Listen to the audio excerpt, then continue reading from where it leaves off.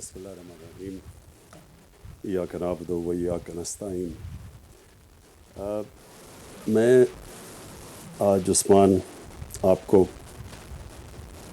आपकी जो provincial health team है उस सबको डॉक्टर फैसल आपको और फेडरल हेल्थ मिनिस्ट्री की सारी टीम जो अभी मैंने इधर स्टेज पे जो थी मैं आज आप सबको खराज तहसीन पेश करता हूँ। और मैं समझता हूँ कि शायद आपको भी पूरी तरह नहीं पता कि कितना बड़ा स्टेप लिया है सारी फेडरल और प्रोविंशियल गवर्नमेंट्स ने, और ख़ास तौर पर पंजाब, क्योंकि पंजाब जिस तरह दुनिया का 10 मुल्कों से ज़्यादा यानी टॉप जिनकी सबसे ज़्यादा आबादी है उसमें पंजाब है। तो पंजाब के अंदर यूनिवर्सल हेल्थ कवरेज मतलब कि हर घर को, हर ख़ानदान के पास एक हेल्थ कार्ड 10 लाख रुपए का। ये आप में से पता नहीं कितने जानते हैं दुनिया में हेल्थ सिस्टम्स क्या हैं। मैंने तो जो बरतानिया का जो सबसे अच्छा नेशनल हेल्थ सर्विस गिनी जाती थी दुनिया में हेल्थ सिस्टम, मैंने तो वो बड़ा करीब से देखा हुआ है। और उसने मुझे शुरू में इंस्पायर भी किया कि कोई भी आदमी गवर्नमेंट हॉस्पिटल्स में जाके अपना मुफ्त इलाज करवा सकता था, लेकिन ये जो है ये उससे भी आगे निकल गई है। इसके अंदर कोई भी ख़ानदान पाकिस्तान का वो सिर्फ गवर्नमेंट हॉस्पिटल्स नहीं, प्राइवेट हॉस्पिटल में भी जाके अपना इलाज करवा सकता है। और अमीर तरीन मुल्कों के अंदर हेल्थ इंश्योरेंस होती है, लेकिन हेल्थ इंश्योरेंस के लिए उनको प्रीमियम देना पड़ता है। ये जो हम करने जा रहे हैं ये शायद ही दुनिया में किसी मुल्क में इतना एम्बिशियस प्रोग्राम किसी ने किया हो कि हर ख़ानदान के पास हेल्थ कवरेज, अमीर गरीब मिला के सब के लिए। और फिर से मैं रिपीट करता हूँ, गवर्नमेंट हॉस्पिटल में नहीं, सिर्फ किसी भी अस्पताल में, प्राइवेट हॉस्पिटल में जिधर वो समझते हैं बेहतर इलाज उनको मिलेगा, वो जा सकते हैं अपने हेल्थ कार्ड से। हमने पाकिस्तान में, क्योंकि मैं तकरीबन पाकिस्तानी के साथ बड़ा हुआ हूँ, तो हमने अस्पताल देखे, गवर्नमेंट हॉस्पिटल्स आहिस्ता आहिस्ता नीचे जाते हुए। मैं, मेरी सारी फैमिली मेयो हॉस्पिटल में हम पैदा हुए थे। उस वक्त गवर्नमेंट हॉस्पिटल्स की बड़ी अच्छी स्टैंडर्ड्स थी, लेकिन हमने आहिस्ता आहिस्ता देखा कि सिर्फ अमीरों के लिए प्राइवेट हॉस्पिटल्स हो गए, अच्छा इलाज, और बेचारा आम आदमी गवर्नमेंट हॉस्पिटल्स में जाता था जिनकी स्टैंडर्ड गिरती गई।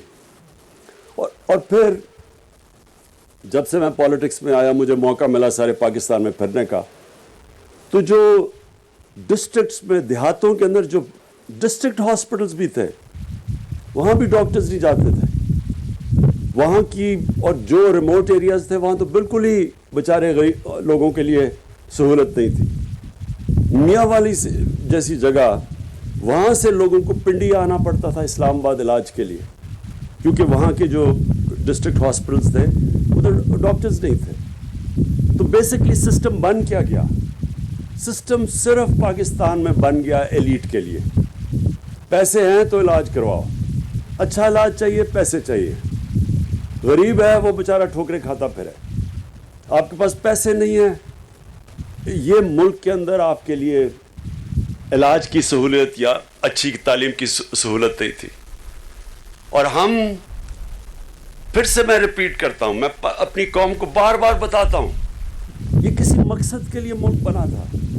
हिंदुस्तान के मुसलमानों ने पाकिस्तान के लिए वोट दिया था, पता होते हुए कि वो पाकिस्तान का हिस्सा नहीं बनेंगे, क्योंकि बड़ी ख्वाब थी इल्लामा इकबाल की कि हम एक मिसाल बनेंगे दुनिया के अंदर कि एक सही माने में इस्लामी रियासत क्या होती है, जो कि मदीना की रियासत के मॉडल के ऊपर खड़ी होनी थी, दुनिया के लिए मिसाल बनना था।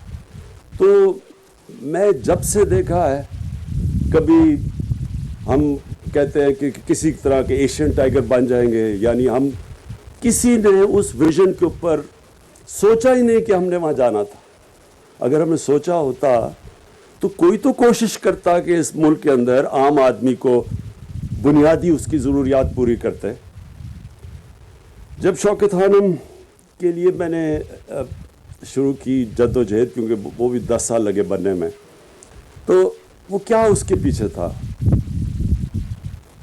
میری والدہ کو کینسر ہو گئی، پاکستان میں کوئی جگہ نہیں تھی، مجھے برطانیہ لے جانا پڑا. برطانیہ جا کے مجھے پتا چلا کہ کینسر کا علاج سب سے مہنگا علاج ہے. تو مجھے تب جا کے پتا چلا کہ ایک تو پاکستان میں علاج ہی نہیں کینسر کا، میں بات کر رہا ہوں آج سے 30 سال پہلے 35 سال پہلے، اور اس کے بعد جو علاج ہے اس کا خرچہ اتنا زیادہ ہے کہ اور جن کم ہاسپٹلس میں ہوتا عام آدمی افورڈ ہی نہیں کر سکتا وہ، اور باہر تو وہ لے جا نہیں سکتا. تو تب میں نے سوچا تھا شوکت خانم کا.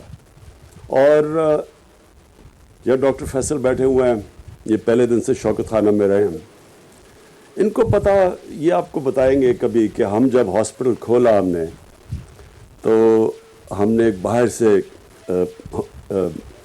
چیف ایگزیکٹو ہاسپٹل کا بلایا، کیونکہ یہاں ایکسپرٹیز نہیں تھی. اس نے پہلی میٹنگ میں ہمیں کہا کہ اگر آپ نے 5% سے زیادہ کینسر کے مریضوں کا مفت علاج کرنے کی کوشش کی، میں آج وہ منٹس میں کہتا ریکارڈ کر لو، یہ 3 مہینے میں یہ ہاسپٹل بند ہو جائے گا.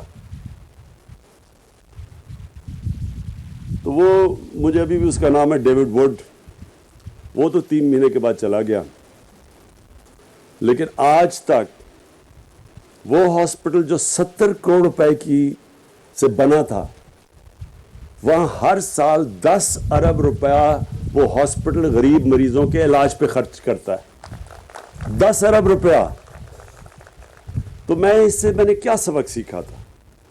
میں نے یہ ریئلائز کیا کہ یہ ہماری غلط فہمی ہے کہ ہم سمجھتے ہیں کہ جی پہلے ہم انتظار کریں، کیونکہ اس نے یہ ایڈوائز دی کہ جی پہلے آپ انتظار کریں، ہاسپٹل انڈاؤمنٹ فنڈ اکٹھا کریں، پہلے پیسے آئیں گے، پھر آپ غریبوں کا علاج سوچیں. وہی ہمارے اس ملک کے جو سربراہ آئے ہیں وہ بھی یہی سی کہ انتظار کرتے رہ گئے، جی پہلے پاکستان میں خوشحالی آئے گی پھر ہم لوگوں کے لیے فلاحی ریاست کی طرف جائیں گے.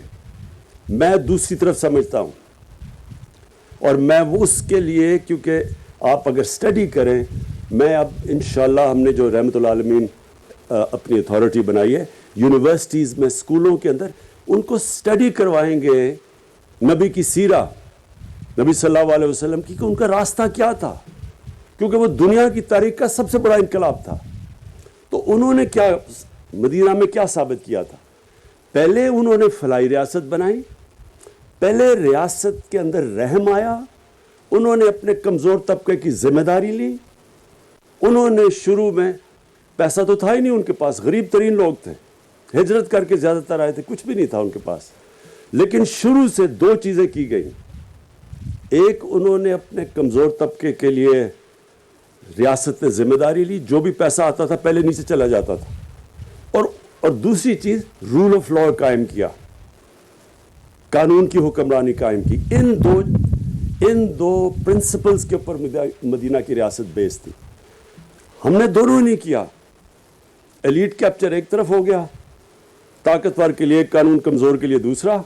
اور دوسری چیز، ہم نے کبھی کوشش ہی نہیں کی فلاحی ریاست کی طرف، بلکہ امیر غریب میں فرق بڑھتا گیا. تو یہ جو آج قدم اٹھایا گیا، یہ انشاءاللہ وقت ثابت کرے گا کہ ایک ڈیفائننگ مومنٹ ہے پاکستان میں. یہ وہ قدم ہے جو اس کی، میں پھر سے ریپیٹ کرتا ہوں، عظمت کا راستہ ہے. قوم بڑی تب ہوتی ہے جب ساری قوم سٹیک ہولڈر بن جاتی ہے قوم میں. ملک کی سیکیورٹی، جو ہم کہتے ہیں نا نیشنل سیکیورٹی تو عوام دیتی ہے.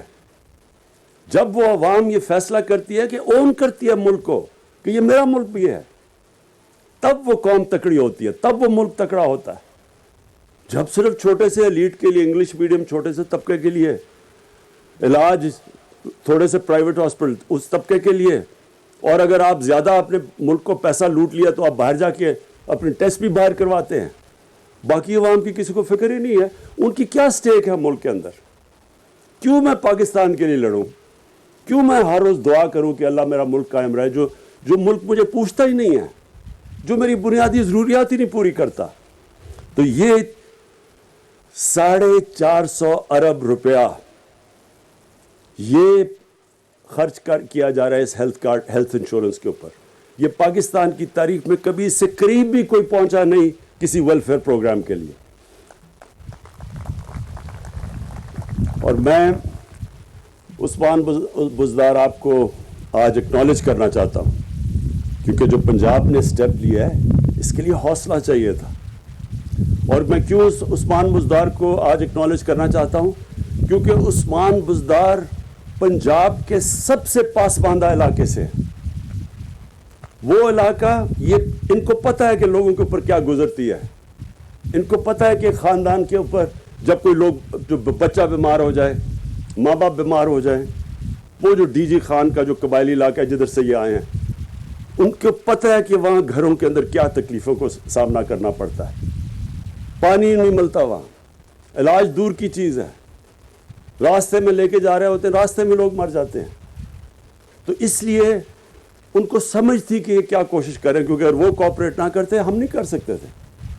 کے پی نے تو شروع میں کیا, لیکن پختونخوا کی تو آبادی چھوٹی سی ہے. پنجاب کی 22 کروڑ لوگوں کے لیے یونیورسل ہیلتھ کوریج دینا یہ صرف وہ چیف منسٹر کر سکتا تھا جس کے اندر احساس ہے انسانیت کا. اور میں آج پھر آپ کو سب کے سامنے مبارک دیتا ہوں کہ اتنی کیمپین چلائی گئی, اتنی عثمان بزدار کے خلاف کیمپین میں نے تو کبھی کسی چیف منسٹر کے خلاف نہیں دیکھی. لیکن جب سروے کا رزلٹ آیا تو سارے پاکستان میں نمبر 1 چیف منسٹر بن گیا.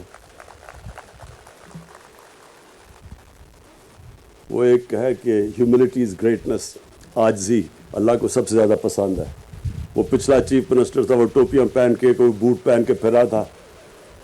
لوگوں کے حالات دیکھے, خود کھانسی ہوتی تو دوبارہ چیک اپ کروانے چلا جاتا تھا. سارا خاندان سارا باہر بیٹھا ہوتا تھا, کبھی ایک جا رہا ہے باہر علاج کرنے, کبھی دوسرا جا رہا ہے. کیا پتہ ہے ان کو کہ لوگوں کے اوپر کیا گزرتی ہے. اور میں آخر میں یہ کہنا چاہتا ہوں کہ یہ صرف ہیلتھ کارڈ نہیں ہے, یہ ایک پورا ہیلتھ سسٹم ہے. اس سے کیا ہوگا؟ نمبر 1, گورنمنٹ ہاسپٹلس کے اوپر اب پریشر پڑے گا کہ اگر آپ کی پرفارمنس اچھی نہیں ہے لوگ پرائیویٹ ہاسپٹل میں جائیں گے, اور اگر گورنمنٹ ہاسپٹل میں کوئی کارڈ استعمال ہی نہیں کرے گا اس کے پاس ریونیوز ہی نہیں ہوگا, تو ان کے اوپر پریشر پڑے گا, کمپٹیشن ہوگی. پرائیویٹ ہاسپٹلز دیہاتی علاقوں کے اندر اب جائیں گے, جو ڈسٹرکٹ ہاسپٹلز میں خالی پڑے ہوتے ہیں, نہ وہاں کوئی ڈاکٹرز ہوتے ہیں, اب وہاں پریشر پڑ جائے گا کہ پرائیویٹ ہاسپٹل جا کے لوگ کیونکہ لوگوں کے پاس اب ہیلتھ کارڈ ہوگا, لوگوں کے پاس پیسہ ہوگا خرچ کرنے کے لیے. پہلے تو غریب لوگ دیہاتوں میں وہ صرف شہروں میں پرائیویٹ ہاسپٹلز بنتے تھے, اب دیہاتوں کے اندر جائیں گے, ایک پورا ہیلتھ سسٹم بنے گا. اور اس کے علاوہ جو پنجاب نے اس وقت پیسہ خرچ کیا ہے خاص طور پہ مدر اینڈ چائلڈ ہاسپٹل میں, 5 مدر اینڈ چائلڈ ہاسپٹلز بنا رہے ہیں. اور یہ اس لیے میں آپ سب کے لیے کہنا چاہتا ہوں کہ ہمارے ملک میں, دنیا میں چائلڈ مورٹیلٹی اور پریگننسی کے اندر جو عورتوں کی مورٹیلٹی ہے وہ دنیا میں سب سے زیادہ ہے. اس لیے 5 ریموٹ ایریاز میں مدر اینڈ چائلڈ ہاسپٹلز بن رہے ہیں اس کو کیٹر کرنے کے لیے.